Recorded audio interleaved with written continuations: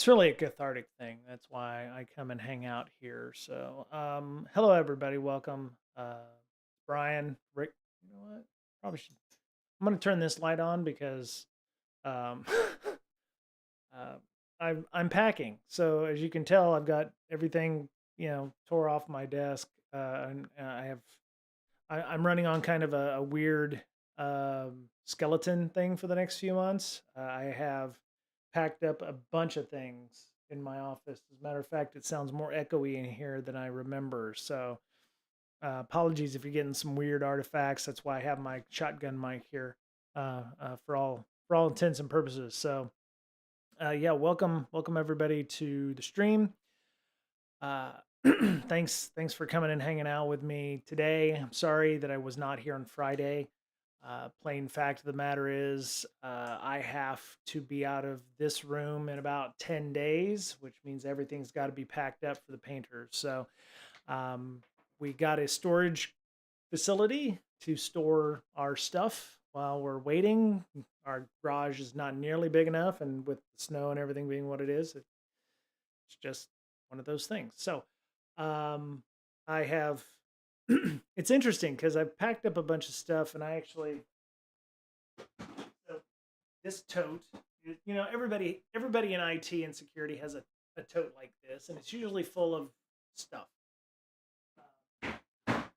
And managed to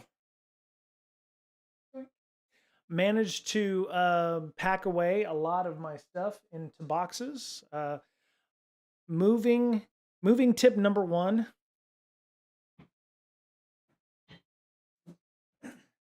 Amazon makes a damn good moving box. So do not discount or throw away your Amazon boxes when you are in the process of moving. There's actually glass in here. A lot of my connectors and stuff. And don't worry about fancy ass packing tape. Duct tape works great. So yeah, my last weekend was packing up my entire office. We've made the decision. We're gonna get rid of CDs. So it's kind of funny. I turn off preview. There we go. I was yeah. It's like I'm looking through some of this stuff, and it's weird when you're moving because it's like I need to put this stuff into storage for the next 4 months. And it's like, well, if I can do without it for 4 months, can I do without it for the rest of existence? That kind of thing. So I've gotten rid of a ton of stuff.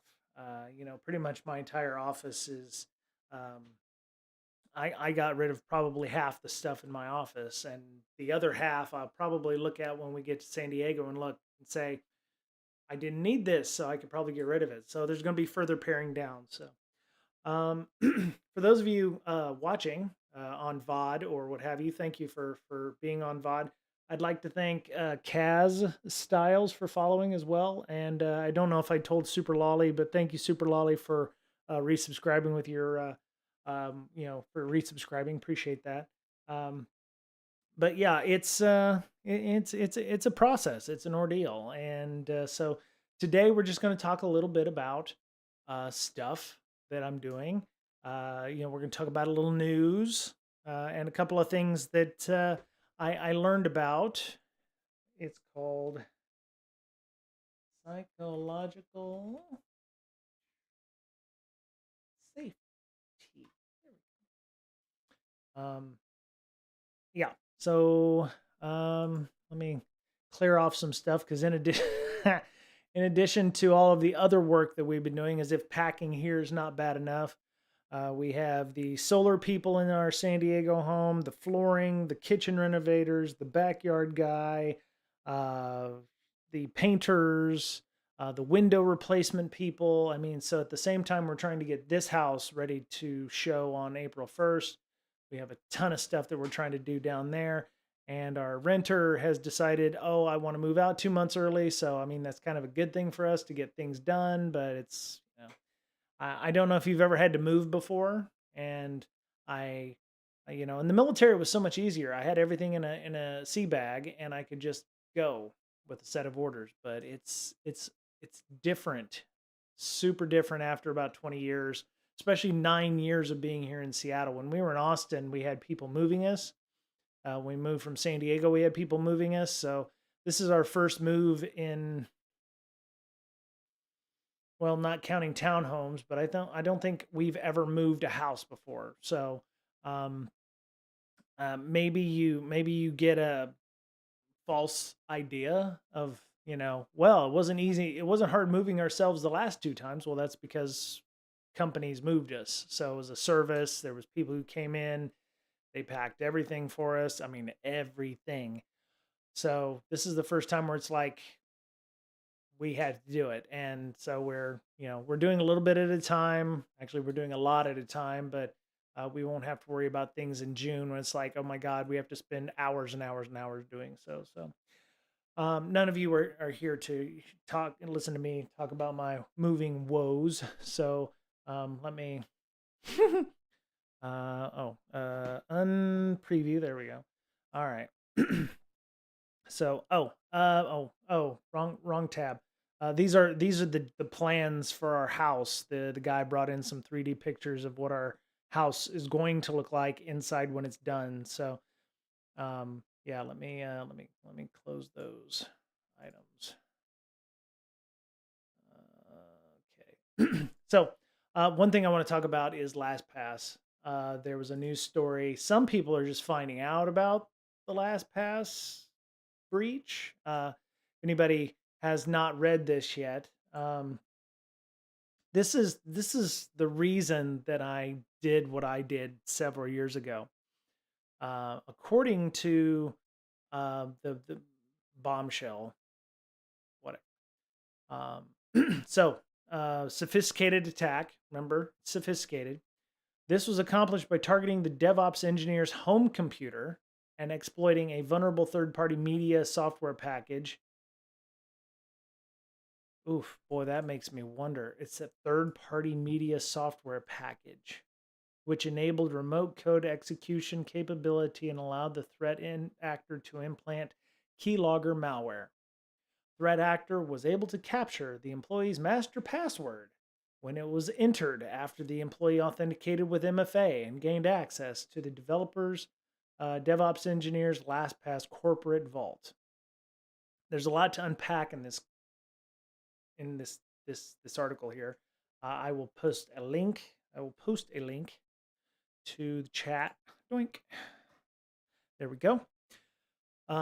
There's a lot to unpack here. So you have a DevOps engineer on their home computer with a vulnerable third-party media software package. I don't know what that third-party media software package is. Maybe, the first thing I thought of when I went to this was VLC, because that's what everybody uses. VLC RCE. Yeah, see? There's no shortage of RCE flaws in VLC. If I had to, I don't want to say it's VLC, but it is a very well-known third-party media software package. Not saying that that's a thing, but I mean, they were able to exploit 2019 13615 in Linux, Unix, and Linux. According to this document, according to this page on Threat Post, there was at the time no patch for this flaw, and this was as of 23 July 2019. It probably has been patched since. Hope. Let's go see if it's gotten a patch or not. Modified, awaiting reanalysis. Oh wow! So the last time 2019 was updated in libeml before 136, the MKV module, binaries before 303, heap-based buffer overflow or overread in EBL element. It's a 5.5, so I mean, it's not the worst thing in the world. So it does require a few things, but there are RCEs in good third-party, systems. So, all right. So that's not even the worst thing. So there was a vulnerability on the personal computer of a DevOps engineer. and allowed the threat actor to implant keylogger malware. Now, I don't know how that person got access to it could have been, click here to watch the funny, cat video or something, and, got that.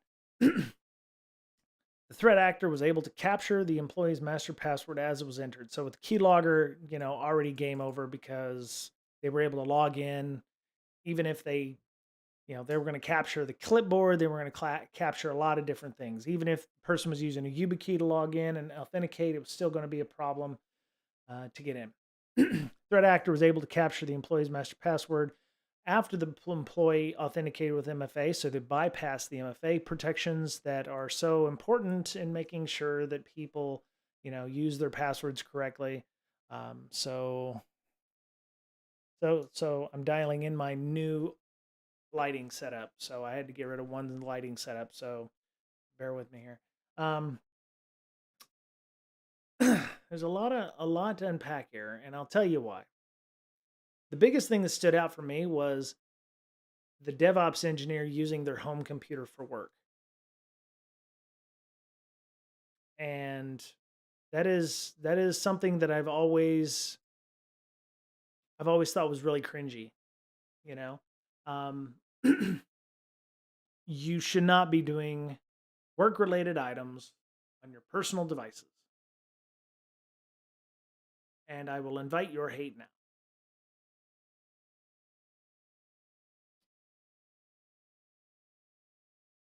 Hold on.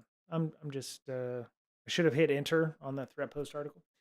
Oh, it says my encoder's overloaded. All right, well, there we go. Fix that. I there's no reason you should be using a personal device for work stuff. In my opinion, it opens up nothing but there it is right there. I mean, most of us have really shitty home networks. It's mostly flat. If you're, I mean, this could have been the same narrative where it'd been like this person got access to the DevOps engineer's home computer and then was able to laterally move to the work device because the work device was on. I mean, there's no difference here in this case. Um, there's I don't know why we do this. I don't know why we allow ourselves to do this, but for some reason, people believe that you should have access to work all the time. And I would argue that you should find ways to disconnect yourself from that.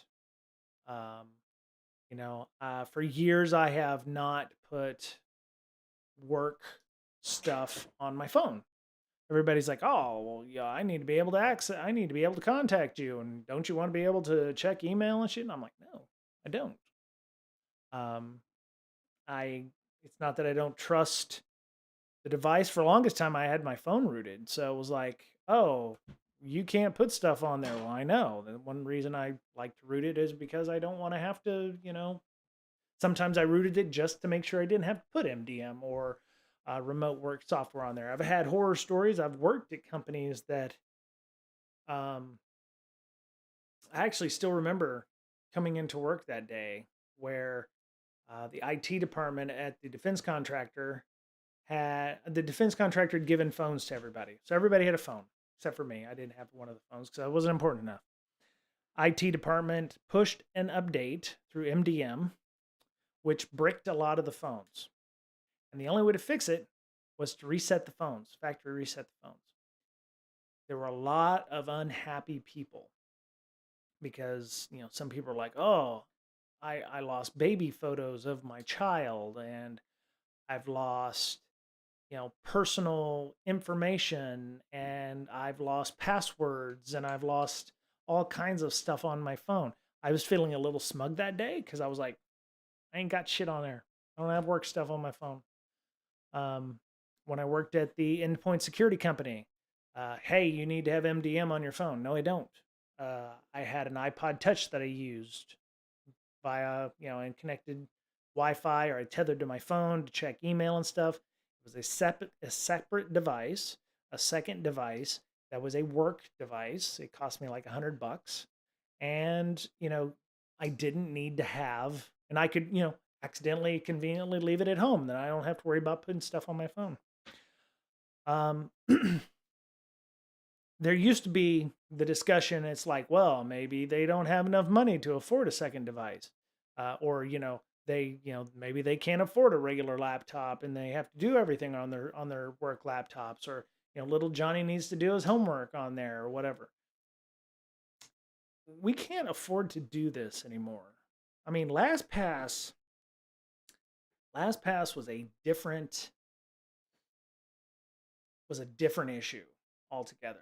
I mean, it's not like it was a Target or a Home Depot or something. This is passwords for passwords, and this was everybody's passwords, and not just passwords. But I think we've talked about this when the LastPass happened. My one password that I use has recovery codes. It has passport information. It has my driver's license photo. It has all other kinds of secrets, not just, I mean, it has become a dumping ground for personal and sensitive information. Now, whether or not that's a good thing, I don't know. I've always used OnePass. I used KeyPass before that. Um, I say we, but organizations need to be smarter about this, because this is just one way that this can go horribly wrong. Let's see, Mondays, the hacked DevOps engineer was one of only 4 LastPass employees with access to the corporate vault. So LastPass was doing least privileged, but it's interesting how, I don't want to say this was targeted, but the bad guys managed to capture or gain access to one of only 4 LastPass employees with access to the keys to the kingdom. How many people work at LastPass? Let's go look. LastPass employee count. Okay, so key people. Let's see. They have 550 employees. Okay, so it's not a ton. 550 plus employees. Let's say 500 and let's say 600 employees. They have 600 employees ish. Less than 1% have access to the vault, the keys to the literal kingdom. And that one person was popped. One of those 4 people was popped.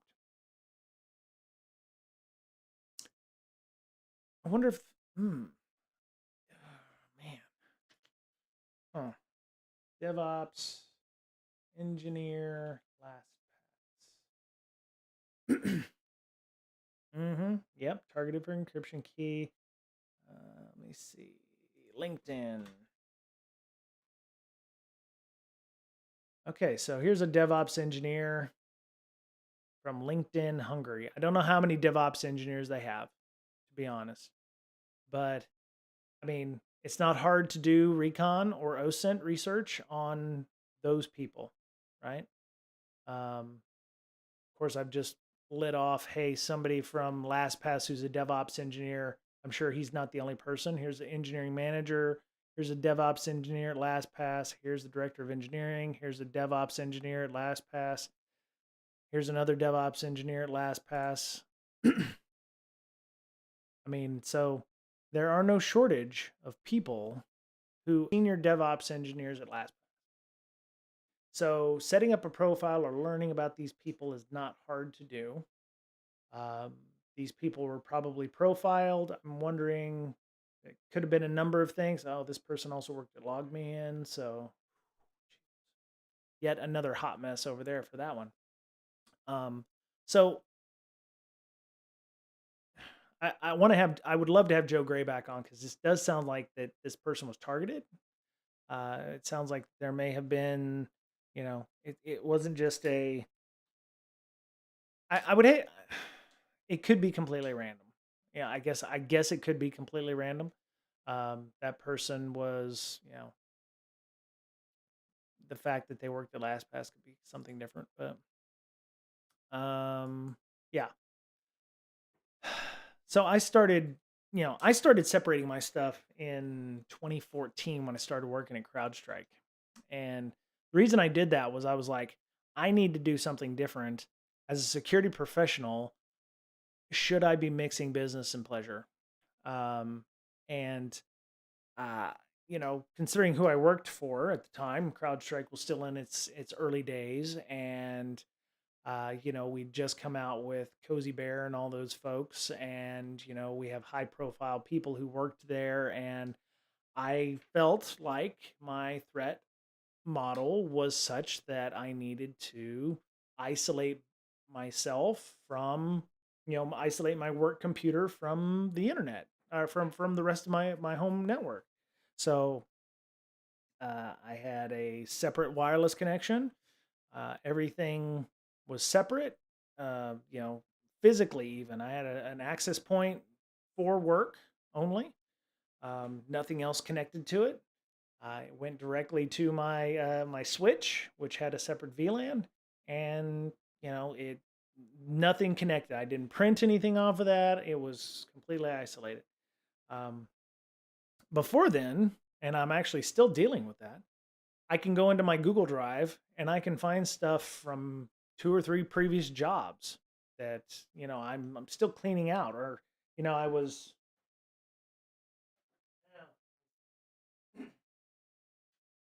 I have a 16 terabyte drive, and I'm fairly certain that there's some documents on there from change management meetings where I was, cleaning up firewall log rules or reports from clients that I had dealt with back in the day.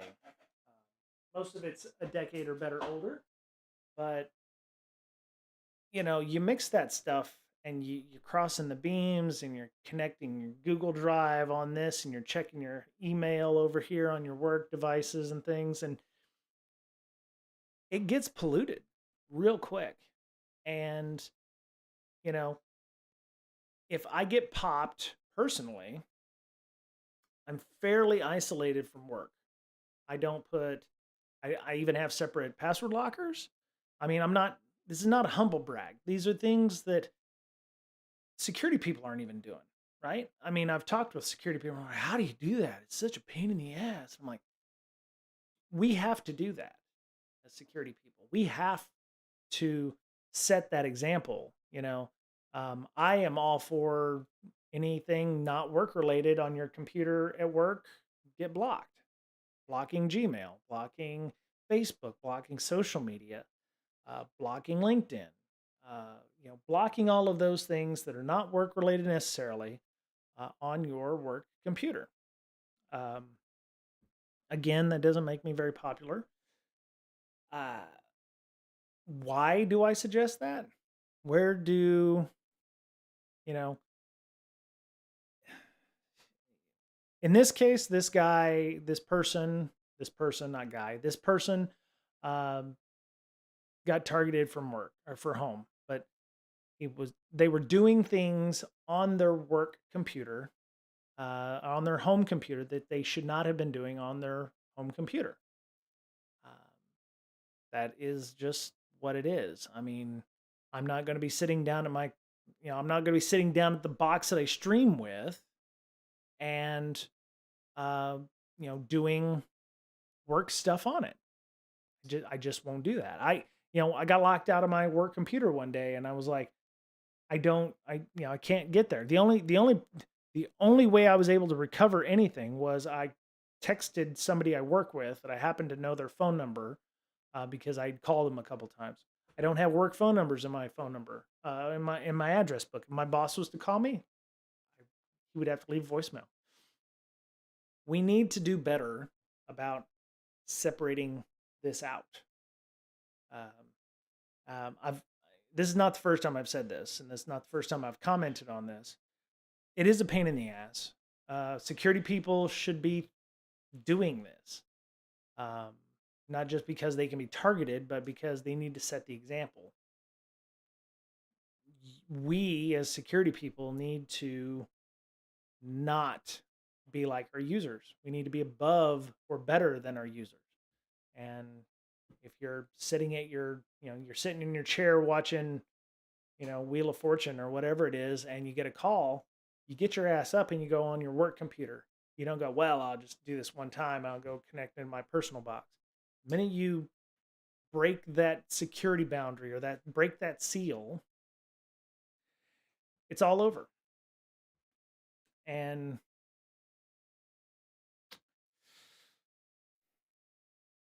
yeah, yeah. So I'm gonna stop harping on that.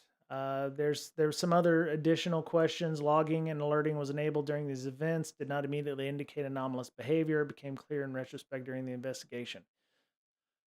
Specifically, threat actor was able to leverage valid credentials stolen from excuse me, senior DevOps engineer. So they said senior DevOps engineer. So how many senior DevOps engineers do you see here? I see one. I see one. I see. There's probably more, but yeah, it's there's only four senior DevOps. They mentioned senior DevOps engineer by specifically, so I'd imagine those people have access to everything under the sun. Um, Initially made it difficult for investigators to differentiate between threat actor activity. Oh, okay. Shared cloud storage environment, which made it difficult for investigators to differentiate between threat actor and legitimate ongoing activity. I wonder if that means once somebody, you know, maybe that same person, one of those senior DevOps engineers, was also like the incident response person and did not realize that they themselves had been the one who gotten hacked. So, you know, the SOC comes back and says, "Oh, we're noticing some anomalous activity. Hey, we better call Bob. We better call, Jenny. We better, hey, Triplexity, what's up? Thank you so much. Appreciate you. Thank you so much, Triplexity." Um, what was your Triplexity? What was your thoughts on the Lastpass stuff? I don't know if you're the one who's been listening or watching for the last 30 minutes while I'm ranting on this, but um, how do you how do you handle work and personal? What's your what's your go to? Do you separate the streams or do you mix them? Do you have MDM on your phone and do work stuff, or do you have something separate? I was just wondering how other people handle these things in their own workplaces. Um, yeah. Huh. Okay, so I keep everything separate. Technically, I have three internet identities. I guess that would explain the tree, TRE and plexity, like you're, not complex, but triplexity. None of my stacks use LastPass, fortunately. Yeah, none of mine do either. I have, actually, my work is such that we don't have passwords anymore. We're actually using a proper, I don't want to use the word zero trust, but we're using FIDO tokens to do authentication. I have one password to log. I have not one password. I have a singular password to log into my computer, and I have a second password that I use for things like VPN and whatever. But all of them are on a YubiKey. That I use a YubiKey. I don't know how everyone else does it, but I use a YubiKey, and I have two passwords. I don't even know what those passwords are because I just had it generate a 32 character deal. So if I lose my YubiKey, I'm completely screwed and locked out of my account, which I almost was the last time I did an onsite. I left the YubiKey in my pants in my hotel room, so I had to run back and go get it because I literally could not log in because I didn't know what my password was. But yeah, I use one password for my personal passwords, and I have no work passwords in there. So, um, Triplexity. Let me ask you, when did you start doing that? When did you start separating your stuff out? Was it always separate? And what would if it wasn't, what was your impetus to make you start doing so? Was it somebody told you should do it, or it was a requirement, or you just like myself, you're like you know I'm I'm at risk of having my company be owned through me. So I'll let you give a second maybe to contemplate that answer. Okay, so interestingly enough, they mention so I said VLC, but they actually said Plex reported a network intrusion 12 days after the second incident. The breach allowed the threat actor to access proprietary database and make off with password data, usernames, and emails. Interesting. So yeah, Plex is a major streaming media service. I started separating personal from play after things started to get breached and after my gaming identity exposed my government identity. Oh, yeah, I can imagine that would be somewhat problematic. Um, hold on, checking my email.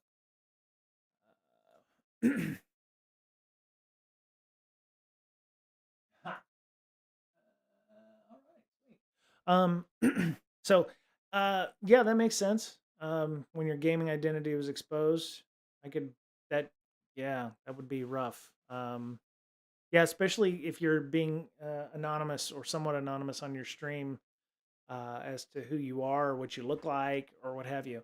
Um, that ship when I was going to do streaming, I was like, oh yeah, I'm going to set up an avatar and everything, and because I have Animan, I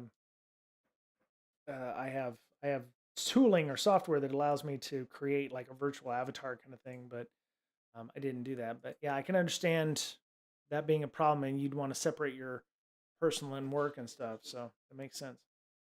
So what it sounds like is Ars Technica is trying to connect the dots to Plex, being um, the third party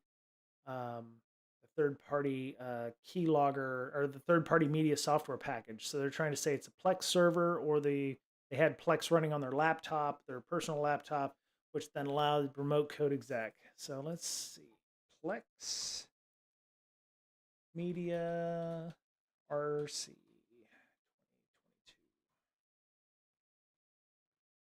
Okay, well, how new is that unauthenticated RCE? How old? I mean, how new is that? 2020? Okay, well, hmm. XML external entity injection. That's in 2018.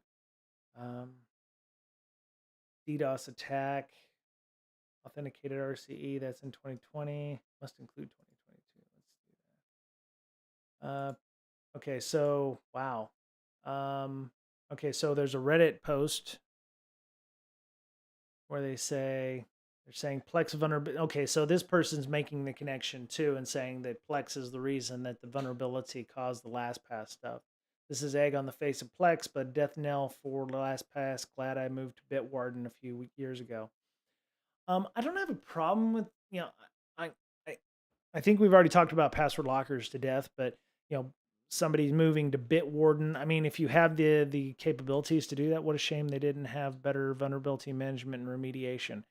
Um, well, so Triplexity, this was a personal box on a home system, right? Um, do you really have vulnerability management on your home PCs? I mean, yeah, run your patches and whatever. I mean, how many people actually run the patches on all of the boxes in their home? Yes, I'm security people probably do. I tend to run. I actually ran patches on the streaming box today. Um, I mean, there's a couple of boxes that I have here that probably like my little think center. You know, it's probably a few packages behind on Ubuntu. You know, but yeah, I mean, you're gonna treat even the most senior DevOps engineer at LastPass is not going to treat their home network the same as they do their corporate network. The minute you start futzing around and running patches that break something, your family's going to get unhappy. Um, but yeah, so let me see. Based on comments in this sub from the Plex team, they have no idea where the RCE is. This is the most concerning news of all.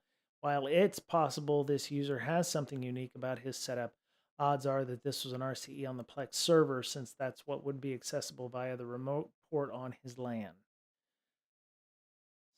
Backup. Did LastPass let Plex know of this RCE? Per the article, it's LastPass that's saying the intrusion was through a third-party media software package, and ours found out it was Plex through an anonymous source. Ooh.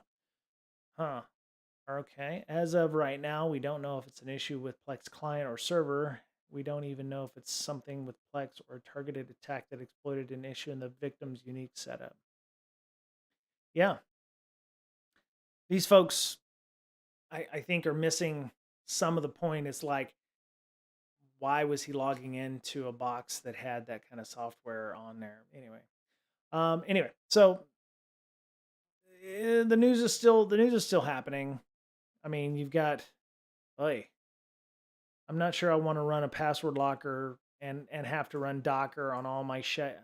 This is a pain in the ass. This is why I don't like mixing corporate with personal devices. You're absolutely correct.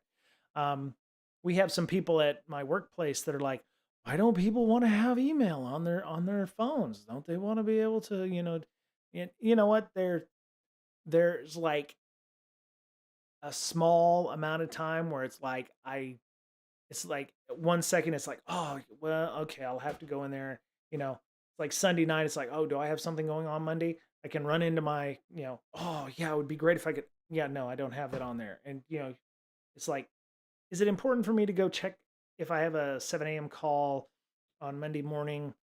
Or is it important enough for me to actually go in, turn on my computer to find out yes or no, I have one or not? In that case, yes, it might be a tad convenient for me to do so.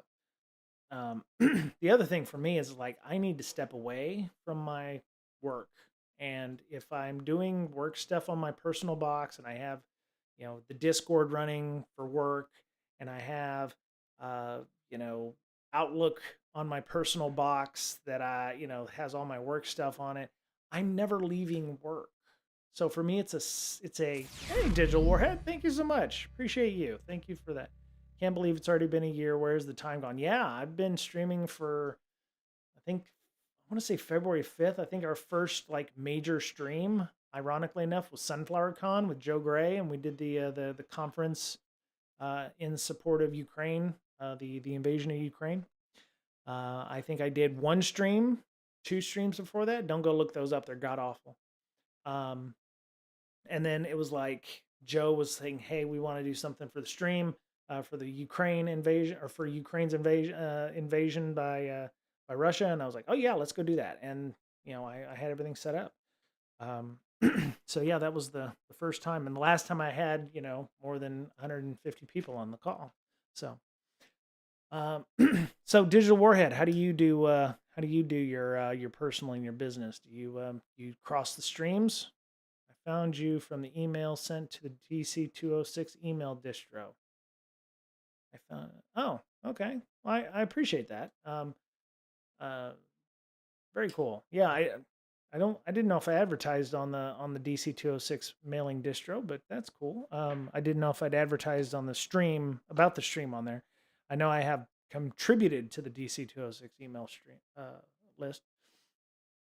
Yeah, this is there's I don't mind a password locker, but I'm not going to run Docker on my personal box and have to run a custom Docker instance just to get. It seems like it's needless complication. I'd just probably rather run. I at that if I have to do all that, I might as well just write them all down on a piece of paper and shove them up underneath my keyboard in my office here. So 7 billion people, completely off of it. I don't mix either of them either. I'm on call right now and carry a work phone and a work laptop. Even though I could remote in on my personal PC, I prefer my work laptop to keep separation. Yeah. Um, a lot of people, it's like, well, the company just has to give me a phone, and I just need a work phone or whatever.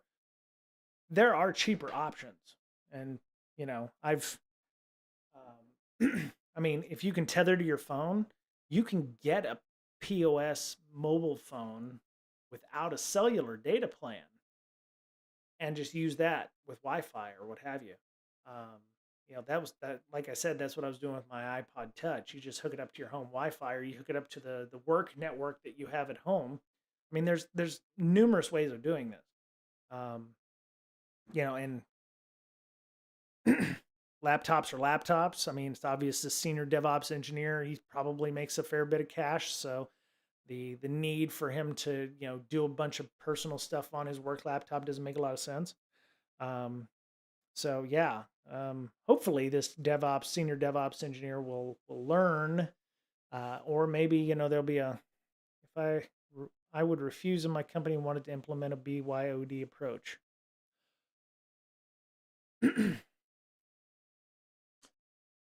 So digital warhead, what if, okay, so let's say, okay, scenario time, digital warhead, you come in tomorrow and your boss is like, I know how we can save money. We'll let everybody bring their own stuff in.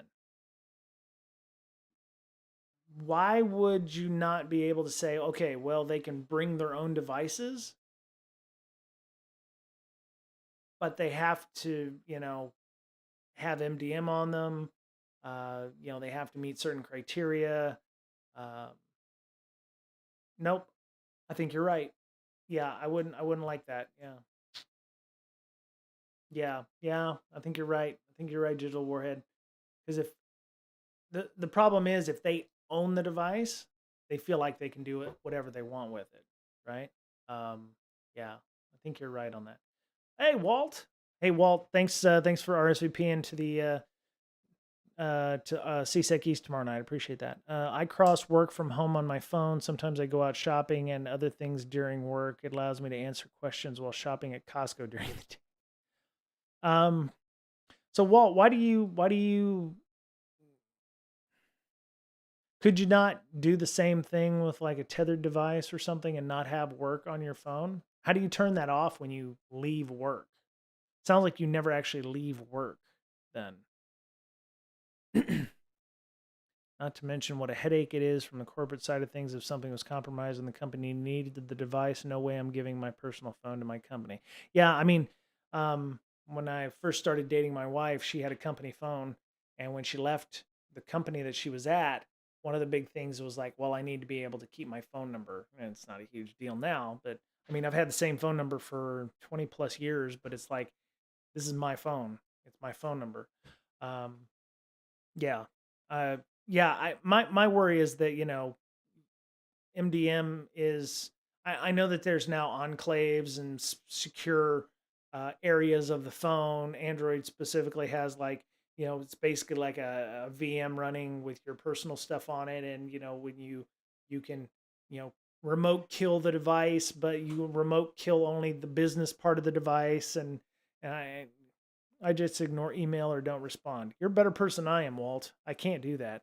Yeah. I mean, um, it's one reason I don't put like work Discord or whatever on the phone. It's like I wouldn't know whether or not it was actual like the breaksec Discord or it was the work Discord, and then be like, oh crap, okay, now I get okay, yeah, and then it'd be like, boy who cried wolf kind of thing. So I don't know what the answer to this is.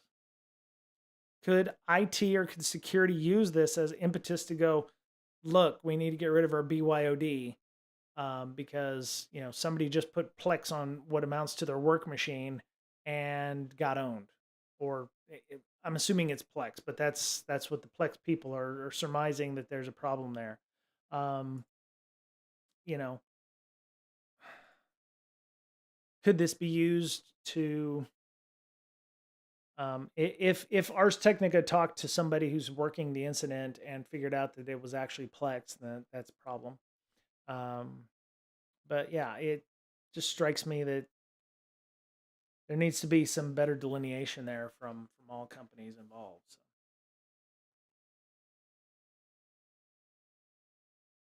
All right, so I'm gonna stop talking about that now. You can still comment, and I'll answer the questions or ask the questions for y'all. But um, uh, what I'm hoping is that people like our last interview, Jaron, Taryn, who works for, an incident response company, didn't have to come in and do this.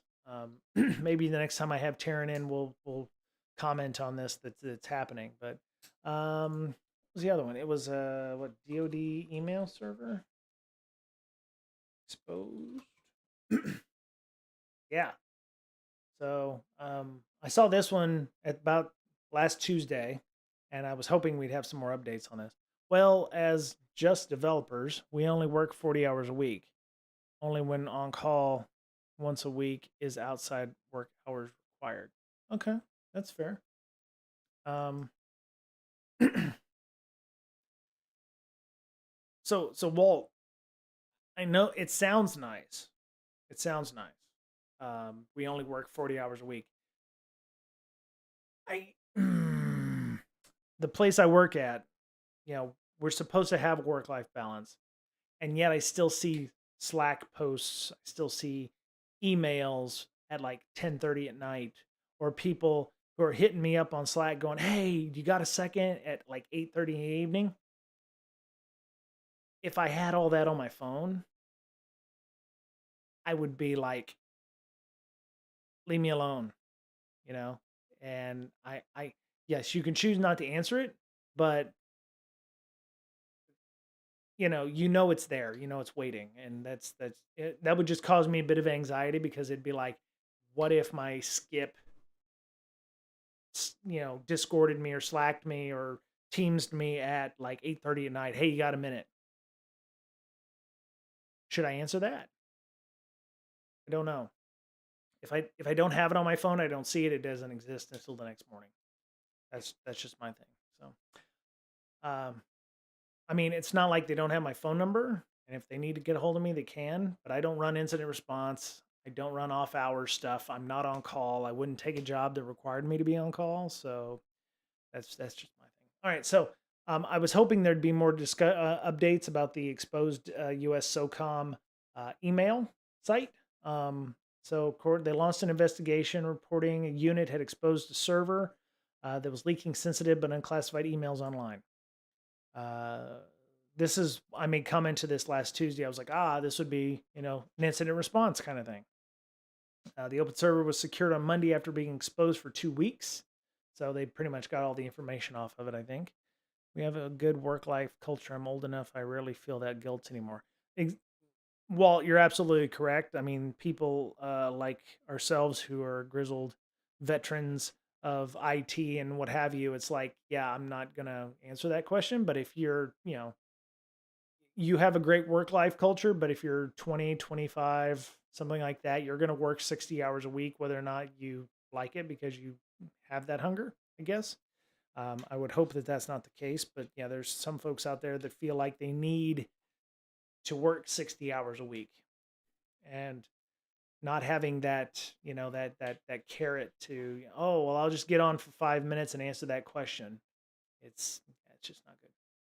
So, U.S. SOCOM spokesman Ken McGraw told TechCrunch there is no sign that someone hacked the unit's information system. So the way he makes it sound, it was just a simple configuration error where somebody exposed something to the internet they shouldn't have.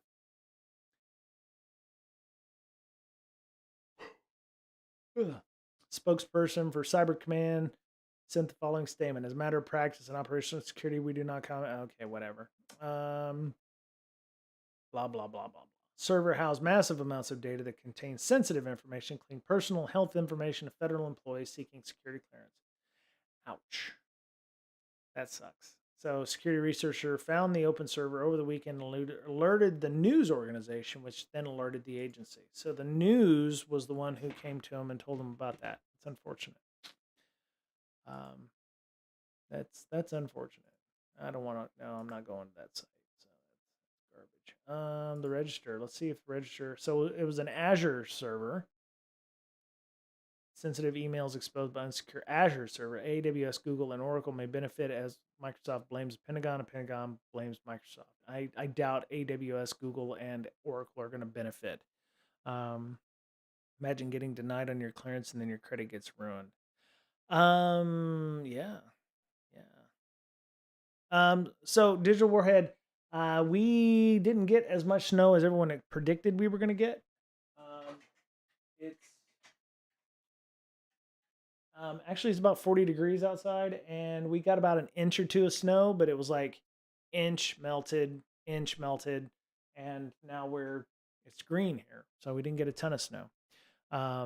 We probably didn't get in that convergence zone area that would allowed for like 5 to 10 inches of snow. So it was a nothing burger for us, but I'd imagine there's other folks in the Seattle area that got much worse. So um, we did get a little ice pellets, a little grapple today. I like that word grapple. Grapple Sounds like a frog. Um, yeah, I like it. Some people call it hail, but it's really ice pellets. According to security researchers, discovered the blunder. Yeah, the government is not going to just one server is not going to make AWS, Google, and Oracle benefit. Where I live, not Everett got a good amount today. Oh, okay, okay. Well, I think we may be. It's weird the way the winds come in. Ooh. Versus the moisture and everything like that. So we ended up not getting as much snow as we thought we would be getting up here. So documents the researcher shared with the register said to be from an exposed server, a rich amount of data, PII, blood type, religious affiliation, educational background, military service, all in plain text. Yeah, that is most unfortunate that all of that was in plain text sitting on a server. 3 terabytes of data was available before the Azure server was taken offline Monday. Herb Bloomberg said it spoke to individuals at DoD and Microsoft. Both Cyber Command and Microsoft are investigating the incident, of course. The server was reportedly accessible since February 8th before being secured and removed from public access. So this almost sounds like it was an S3 bucket or something that was holding a ton of data, not necessarily an email server, or somebody was exporting files to that tiny amount where I was in South Everett over the weekend. Oh, okay. Well, Walt, you and Digital Warhead are in the same neighborhood, so we're not in the same neighborhood, but in the same city, South Everett versus Everett. Hope both of you will make it to. I know Walt RSVP'd to CSAC East tomorrow night, but Digital Warhead, I hope you'll be able to make it. If not, that's okay. Blame is good for business, probably not Microsoft's. Pentagon and Microsoft have blamed each other for the error, but not without receiving answers to questions from either party. There's only so much that can be determined. Namely, an internal DoD email server appears to have been given a public IP without any sort of password protection. Oh, cool. Excellent, Digital Warhead. Thank you. Glad you'll be there. See, that's okay. That's, feel free to comment on my ignorance that I'm about to put out here. It says, namely, an internal DoD mail server appears to have been given a public IP address without any sort of password protection. I do not know of any email servers at any company that has been internal. Are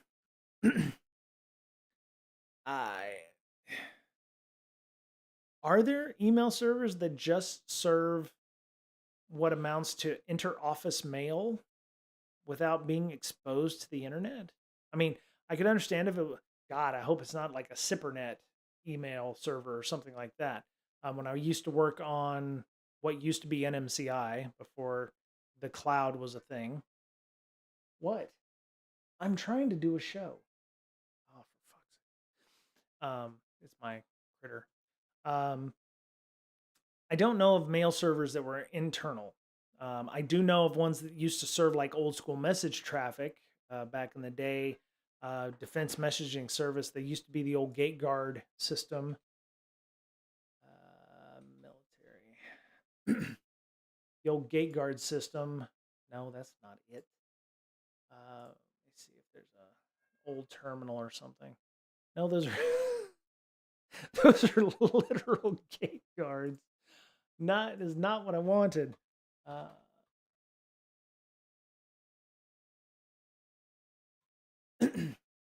Gate guard. Yeah, nothing over the weekend or yesterday, but ever got a decent amount. Okay.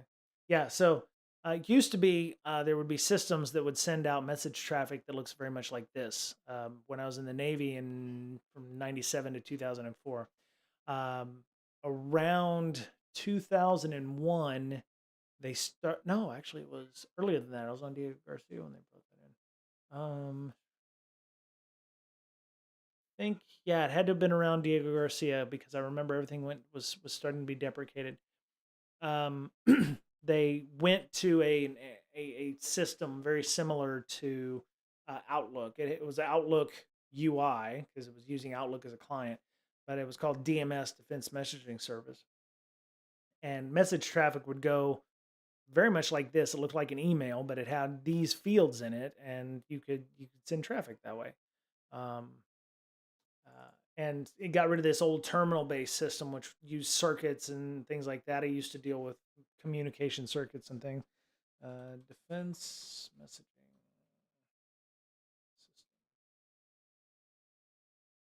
Yeah, there we go. Defense messaging system, DMS.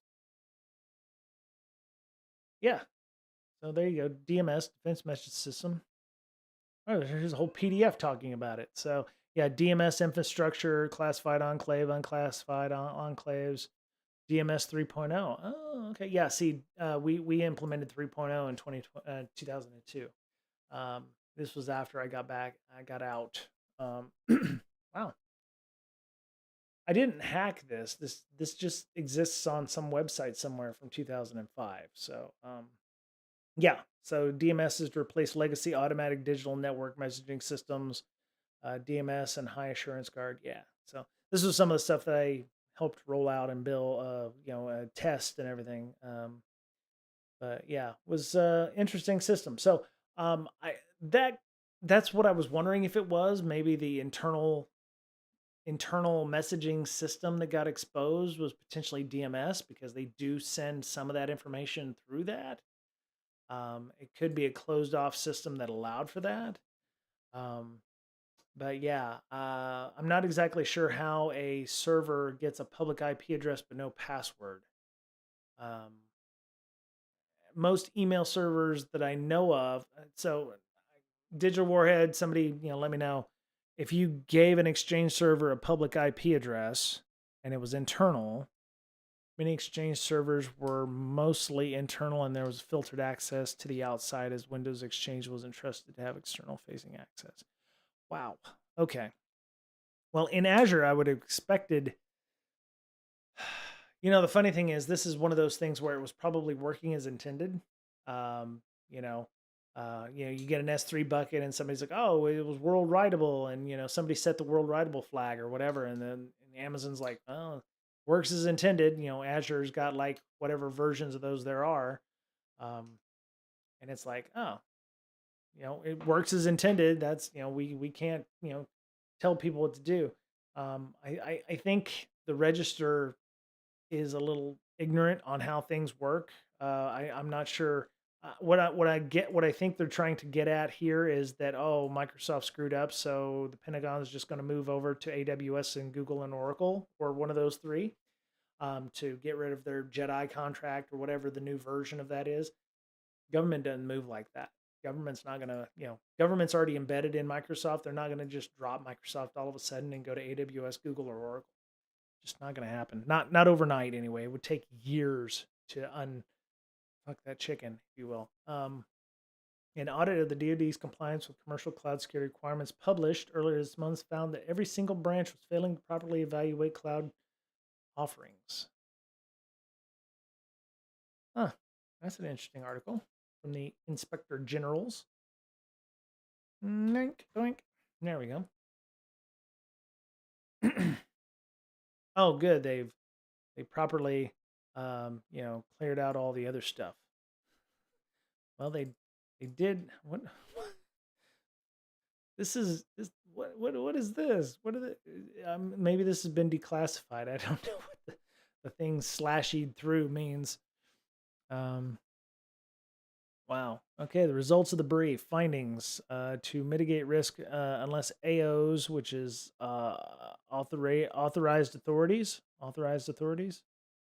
authorizing officials, are responsible for granting system level authorization to operate ATOs. Remember that one when using authorized cloud commercial service offerings.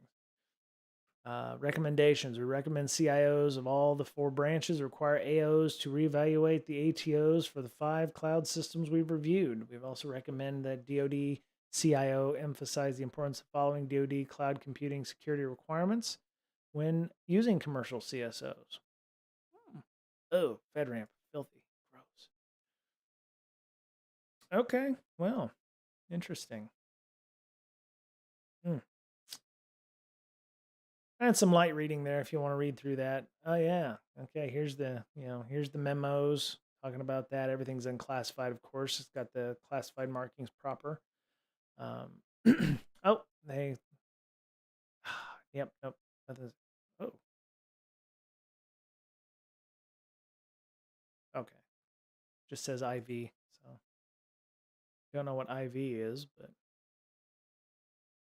it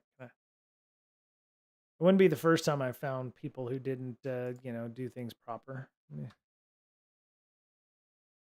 Yeah, let's not do that. I don't want to end up on the news and stuff. So wow. Finding. Wow, that's pretty bright. They didn't they didn't format the doc correctly, so they've got an odd looking bit there. So um it's they'll have to go through this again. FedRAMP is a bitch. It's ugly. Nobody likes doing it. Uh, Highest classification allowed in the commercial cloud. All other CS systems for DoD cloud only reach IL5. Okay, so that's interesting. Yeah, GovCloud, GovSecret Cloud, yeah, cleared for operation at Impact 6. I don't know about the different impact levels, but when we were doing FedRAMP, when you certified in FedRAMP, you had low, medium, and high. And uh, nobody works at medium, and you only get the best customers at high. So everybody has to certified FedRAMP like high level or whatever. I'm sure they've gone to different versions. DoD and Microsoft are now trying to blame each other for an egregious security failure. The window is open for those other three to swoop in and further disrupt the Redmond-DC relationship. I don't see that happening. Sorry, I just don't see that happening. Um,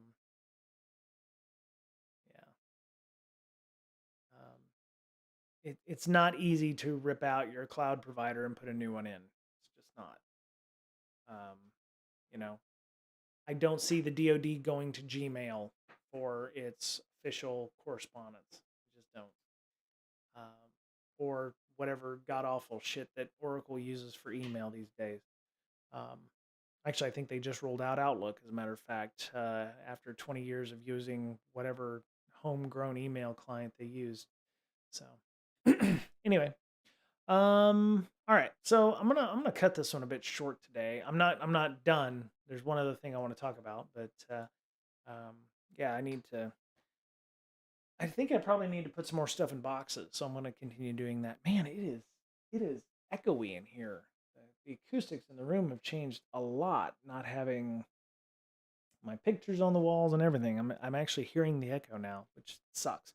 Once I get rid of that bookshelf, it'll be very echoey in here. So okay, so one of the things I learned in my organizational leadership course for Harvard is something called psychological safety. And um, what's good to eat for tomorrow? Okay, so for those of you who are not in the Seattle area, I apologize, or Bellevue, or not coming to CSEC East, Digital Warhead there is pretty much any food you could ever want there. I mean, there's like traditional like Indian food. Like I want to give me some Indian food. I think there's some regional Indian food there, which is really good. They have a Thai joint. They have pho. They have Mexican joint. They have a pizza joint. They have like a burger and fries joint. I mean, they have pretty much any kind of cuisine you could possibly want there. Um, I I don't think that there's nothing you could not get. You name something, I bet they have it there. They have Thai food. They definitely have a pizza joint. They have a pasta joint. I think they have a couple of pasta joints, as a matter Chinese barbecue. They have Chinese food. It's not Panda Express. I mean, they have like it's not chain joints. These are all like good mom and pop places. So, plenty of parking and plenty of seating. So, which is why we're going with this site.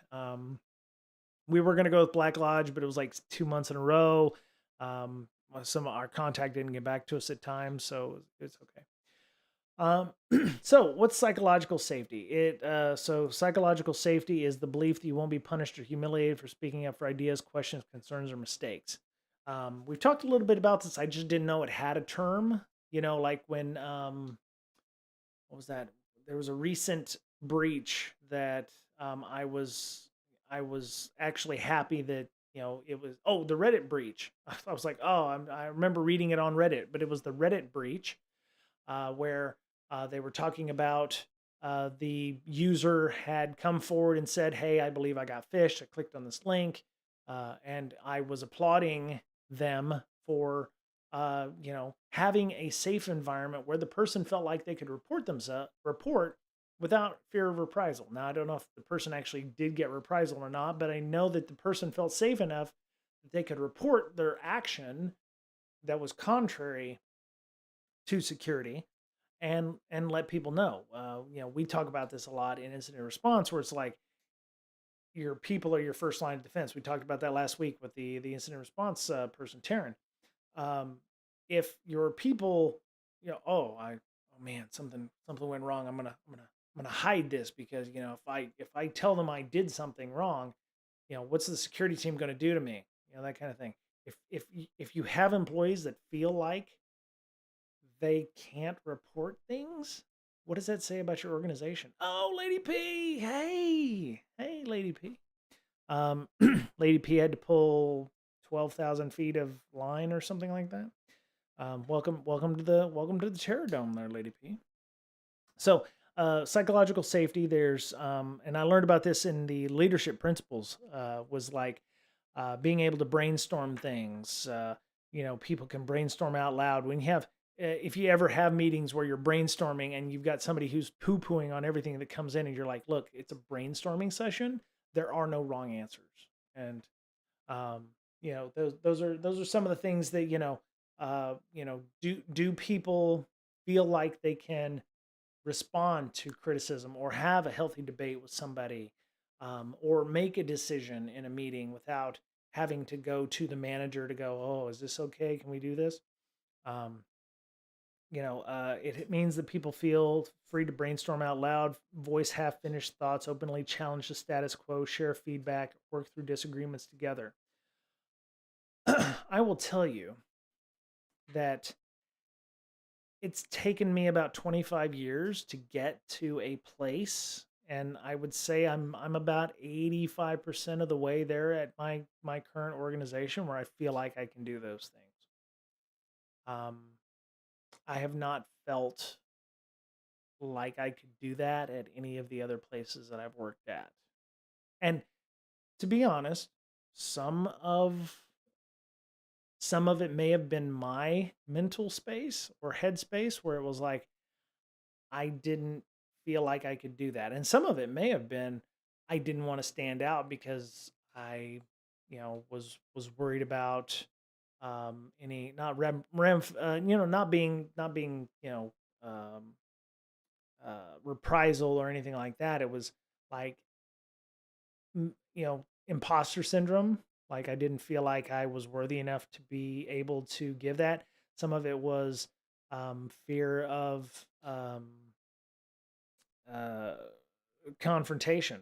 Like if I put something out there and somebody didn't like it, where's that at? I still feel that sometimes in some of the meetings where it's like, hey, we would like you to, hey, we'd like people to volunteer for discussion on this, and I'm like, I have made that comment in the last few years where it was like, if I write something up, people are going to start shooting it down immediately, and it's it's like I don't really want to deal with that. So it's not a complete panacea where I'm at. It's just I pick my battles. Um, so uh,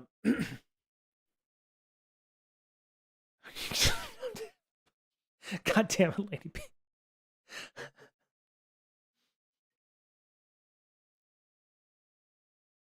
Great. I'm not even good enough to have imposter syndrome.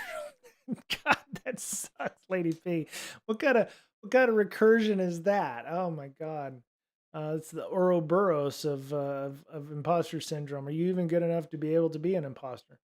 Um, yeah, this is interesting. 62% of senior teams in their sample of, I don't know how many people 300 leaders over 2.5 years. We found that teams with high degrees of psychological safety reported higher levels of performance and lower levels of interpersonal conflict. It's important to know that not all team members hold the same perceptions, though. Stakes are particularly high for senior leadership teams where research found members reported the greatest differences in perceived levels of psychological safety. That kind of makes sense. I mean, the higher up you go, the more political actually your decisions are. Um, uh, you know, whether perceived or not, depending on, how you got there. Maybe there's some people in your peer group at your workplace that feel like maybe you shouldn't be there. Um, you know, um, and so 62% of senior teams in our sample, significant variability around their team's psychological safety. This has real business repercussions. When innovative ideas go unsaid, creative problem solving is squashed, and teams fail to collaborate and innovate together to their full potential. Yeah, we were some of the stuff we were talking about in section 2 of our course. How can you find the problems with your stuff if you don't put it out there? It, Walt, I think some of that is you may have people on your team or you may have people in your organization that think it's their way or the highway and theirs is the best way to go, and it's a very top down kind of, you're going to do this, and somebody who may be the quietest person in the room has the best idea, but like the imposter syndrome, you're, am I good enough to be able to put that out there? Is that maybe I can't form a coherent thought in 5 seconds or something like that? Um, you know, uh, a lack of consistent psychological safety at work is not just a nice to have. It impacts the organization's bottom line. Having a higher level of psychological safety helps unlock the contributions of all talent in the enterprise and ensures the organization is better equipped to prevent failure. Research has found that organizations benefit from diversity of thought. Groups of people with different life experiences are better able to recognize problems and offer up creative solutions than groups with similar life experiences. Yes. I mean, a lot of companies are working on DE&I initiatives, trying to, create a more diverse workforce is very important because obviously different backgrounds, different thought processes, different experiences are going to have different ways of coming at things, different points of view. Walt says there's an old internet joke: if you want an answer, you put out the wrong answer. Yes, somebody will come along and correct you. Yeah, that kind of works in some cases. Yeah. So they had 8 things. This is not the Harvard Business Review article that I think I had pulled up, but there was another one I was reading where it was like, was it Harvard? Is Oh no, I actually posted that link in Slack. I've been posting some of the articles from our stuff into our leadership channel on our Slack and into our normal chat on Discord. Where is it? Why employees are afraid to speak. Here we go. The instructors actually mentioned these 2 people, James Dietert and Amy Edmondson, by name in here. It was so if I tell the director what customers are saying, my career will be shot. If we actually heard this verbatim in the course of our research on communication in a leading high technology corporation. Now, to be fair, this is in 2007. I would actually say that they don't actually say that, but they're going to say, I can't really tell my boss what the customers want because, we're trying to, I'm going to allow that even though it said shut up. So this is a case of top down, you must follow, then it's a broken team. In that case, shut up, take the money, and then get out when things start to fail. Yeah. Yeah. Half the employee respondents in a recent culture survey had revealed that they felt it was not safe to speak up or challenge traditional ways of thinking. What they were most reticent to talk about were not problems, but rather creative ideas for improving products, processes, or performance. Yeah, I mean that is a problem. It's not a problem. They know they know what might fix the problem, but they are afraid to come forward with those solutions. There could be a number of reasons. One, they don't have the power to make real change. Change management is hard. Um, Maybe they're already working 70 hours a week and it's like, hey, I've got something that'll fix this, but it's going to take me another 10 hours a week to fix. And I don't have I don't have 80 hours a week for the next 6 to 8 weeks to fix this problem. Um, you know, In a phrase, self preservation. While it's obvious why employees fear bringing up certain issues such as whistleblowing, we found the innate protective instinct so powerful, it also inhibited speech that clearly would have been intended to help the organization. In our interviews, the perceived risks of speaking up felt very personal and immediate to employees, whereas the possible future benefit to the organization from sharing their ideas was uncertain. So people often instinctively played it safe by keeping quiet. The frequent conclusion is when in doubt, keep your mouth shut. Mm. You know, we have that joke in the Navy. Navy's acronym is never again volunteer yourself. That's the same kind of thing. It's like if I or you're voluntold to do something. Hey, if I speak up and I suggest this, you're going to be the one who's going to have to implement it. Um, and I guess that's a problem, right? You get voluntold to do something, or employees feared speaking up because managers had been genuinely hostile about past suggestions, but this was relatively rare. More often, they were inhibited by broad, often vague perceptions about the work environment. The culture of collective myths proved chilling. Stories of individuals who said something in a public venue and then, as one R&D director put it, were suddenly gone from the company. Ooh, okay. Implicit, seemingly untested assumptions also led to silence. Many people reported withholding input from a person higher up in the hierarchy because they believed, without evidence, that the superior felt ownership of the project process or issue in question and would resent suggestions that implied need for change. Mm. I think they don't actually need evidence. I think some people are probably pretty good at reading folks. And if that person is a little fragile and you tell them their baby is ugly, they've probably seen this elsewhere. Um, I mean, I've seen it in some places where it's like if I tell this person this baby's ugly, they're not going to like that. Or if I suggest a change to their darling application or service or project or program, or what is it we're actually doing here to for this product, and then it's like, well, you're not on board, you're not a team player because you're asking questions that might question why the existence of this program. Maybe it's a shiny turd and you're putting more turd polish on it, that kind of thing. Employees also believed, again without direct experience, that their bosses would feel betrayed if constructive ideas for change were offered when more senior leaders were present, or that their bosses would feel embarrassed. This sounds like a cultural thing in some cases. Like, you know, I don't know. Would you, for this one, it feels like maybe the employee didn't bring it up to the boss first or didn't run it up through the chain properly. Maybe in 2007 that was a thing. Some companies are okay with opening up like that. I have a super serious problem with that, Lady P says. CPO, all of these so far seem to be the same cause, a management issue or people wedded to the wrong things.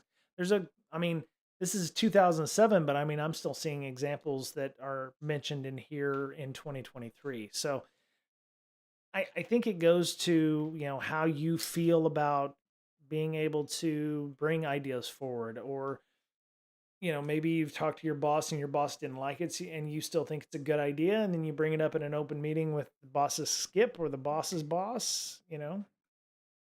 Yeah, Lady P, absolutely. When my staff looks good, I look good. Section 3 of my class is your leadership style, which I've not been a it's been a good 10 years, 15-ish years since I've actually managed a person or people. So it will be an interesting thing, but I've always suggested my management style would be one of not delegation, but like they call it carrying the water. Um, carrying, oh my God, I can't type for shit. Carrying the water leadership. Yeah.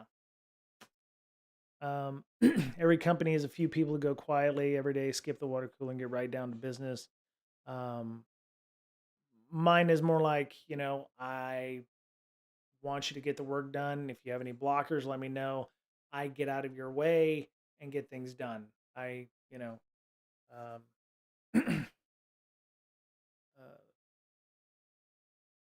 some bosses don't want ideas of solutions. They want followers to do what they're told. Right, right, Walt, and that may just be that. I have a feeling that's more the culture thing, right, Walt? Well, I don't say right, Walt, but I mean, in my experience, those kinds of engagements or scenarios is one where it's like that's the culture of the organization. It's like do just do what I told you to do, get it done. It's very a top down kind of thing, and it's almost authoritarian in many respects. So when you question it, like why are we doing this? Don't question it, just get it done. That kind of thing, and that's just not a very positive place to work at. So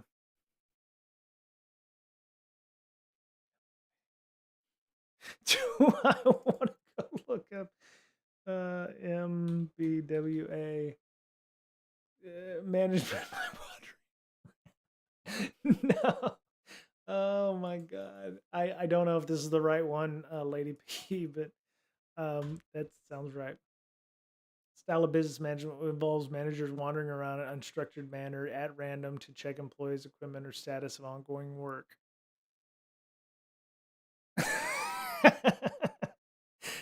So I'm imagining you're, hey Peter, hey, I'm gonna need you to come in on Sunday. Yeah. Management by wandering around is very similar to the Japanese Gemba walk method developed at Toyota. Oh, very cool. Okay. Oh, you know what? I have the Toyota method book that I have yet to read. It's packed away, obviously, so I can't read it, but I bet that's in the Toyota way. So, wait, go back. Okay. What was? I think it mentioned, or was it? Yeah, the lean management philosophy. Was it in a book? Was it in a book? Let me see.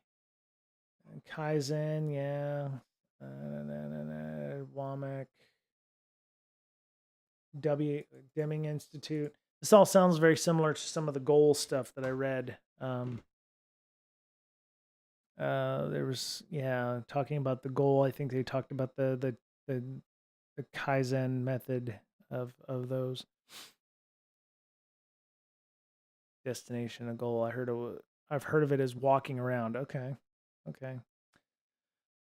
Deming, yeah, William Edwards Deming.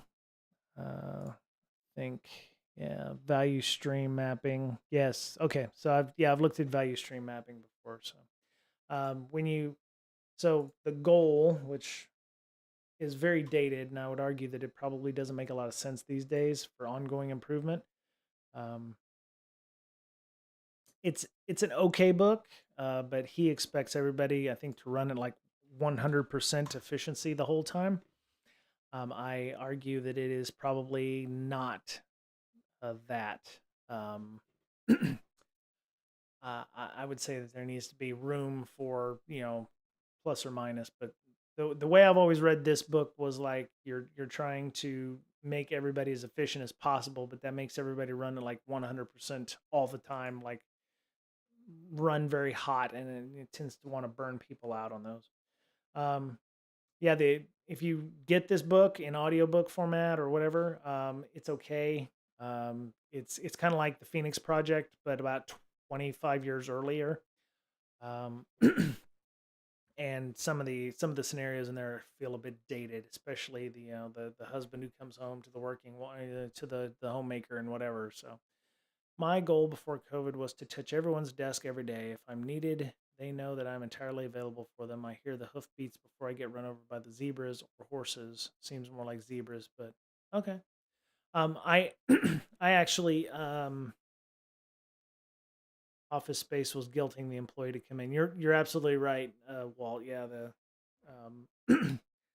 uh, yeah, yeah, but yeah, okay. Well, uh, thanks to Digital Warhead and Perplexity for re-upping their subscriptions. Uh, ooh, I smell dinner. So yeah, I there is, let me see, the 8 ideas. Make psychological safety an explicit priority. Talk with your team about the importance of creating psychological safety at work. The other point that I think we haven't brought up with is management actually probably thinks that what they're doing is good and will actually, it's I think it's a symptom of we've always done it this way. What's wrong with what we're doing? Um, Instead of embracing process improvement or different ways of thinking about things or what have you. Double check.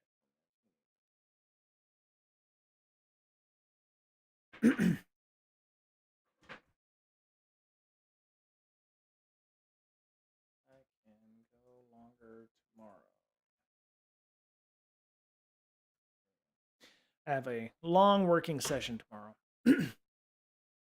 um, Facilitate everyone speaking up. I think, if you're trying to change corporate culture, I don't know where you actually start changing corporate culture, if it's at the very bottom or it's at the very top. I would imagine it's the very top, but it takes time to fix. Unless I have a real articulatable objection, then let's do it your way and see. Go that way. We'll revisit 90 days and see if it's measurably better. Yeah, I think the measurably better part is the problem because as you're building something, you have to figure out how to measure the effectiveness of it, or um, that takes time too. So part of the 90 days is going to be like generating your project plan or your change management plan and what you're expecting to get out of it. If it saves you days or makes you money or both, or you know um, so I don't know if I put this link in the chat. I will put this in here, but what am I doing? Oh, I suck. Okay, there it is. This was one article on psychological safety. There's a ton of them out there because this is all management theory and stuff. So, but I'm looking forward to part three. After that, the Harvard business stuff, you actually have to make videos and stuff. So I made a video welcoming people to a brand new project. So we're launching the team. You're inheriting a team and what have you. Oh yeah, I expect you'll tell me at the end why your new way was better. Sell me, I'm open. Okay, well, it's important to have an open mind. I think is a good part of it. There are no wrong answers, right? If you're brainstorming, there's no wrong answers. Establishing norms for how failure is handled. Don't punish experimentation and reasonable risk taking. I like how they put reasonable in there. So it's like, if I set fire to this data center, is that a good thing? Hello, Maddox 12. Welcome.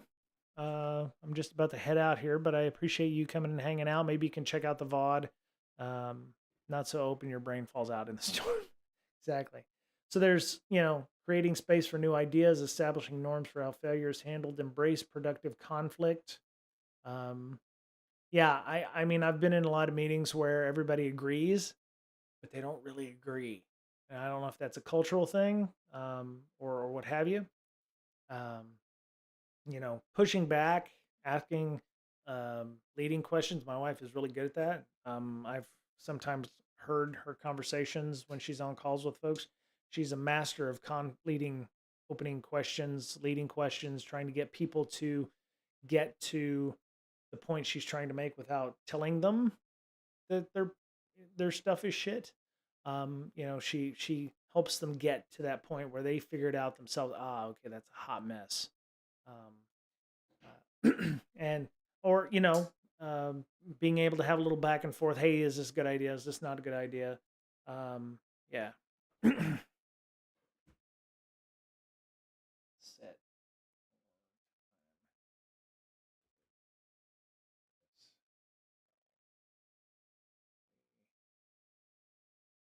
I'll finish that thought.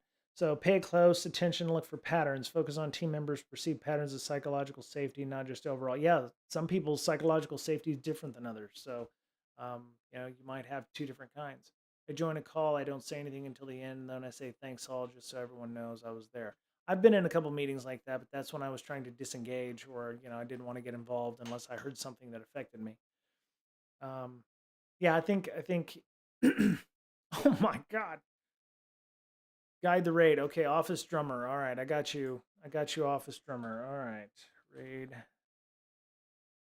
office drummer. All right, we'll get that in a second. But yeah, pay close attention, look for patterns. Everybody's psychological safety is different. So if somebody's quiet, sometimes it's just good to I think Manager Tools does the one-on-ones, feedbacks, and coaching. Having one-on-ones with people, even if you're not a manager, having a colleague one-on-one sometimes is a good way of getting things out. Hey, what did you think about this meeting? Maybe you and I can brainstorm about something and come to head. Um, uh, and make intentional efforts to promote dialogue. Like Walt said, maybe you just throw something out that's um, not the right answer, or maybe you want to bring up something to help create a listen and actively and leading questions, and then celebrate wins. Um, celebrate the fact that somebody notified the incident response people instead.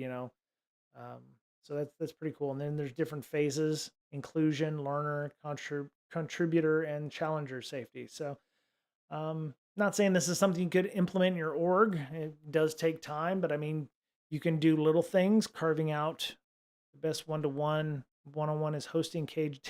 Just like fit his staff. See, that doesn't bring me psychological safety, Lady P. Not psychological safety. I mean, it might be fun if you're get your tur poles out there and you're fighting for might be good as a team building exercise as long as nobody gets hurt. Lady P, there you go. That's a good idea. Great. I won't last. Um, yeah, I think even if maybe your management isn't promoting psychological safety, you could do that with your specific teams, your interpersonal relationships with folks. Um, they're only it's partial death, right? Not full death. Mostly dead instead of all dead. Mostly dead. Is somewhat alive still. Yeah, that's true. I do remember Celebrity Deathmatch. Um, but yeah, I think even if your company's culture isn't in enabling psychological safety, there's ways that you can maybe partition some of that off to help maybe your specific team or your specific project to create that psychological safety and be an effective shit filter from the people that are not promoting that. So if you're like the leader of that team and you're having to go to other members that are not promoting that, you can be an effective shit filter there. Or set communication guidelines when you're having meetings. It's like, look, there's no wrong answers here. We're just here to brainstorm ideas and suggestions, and we're trying to see a way forward.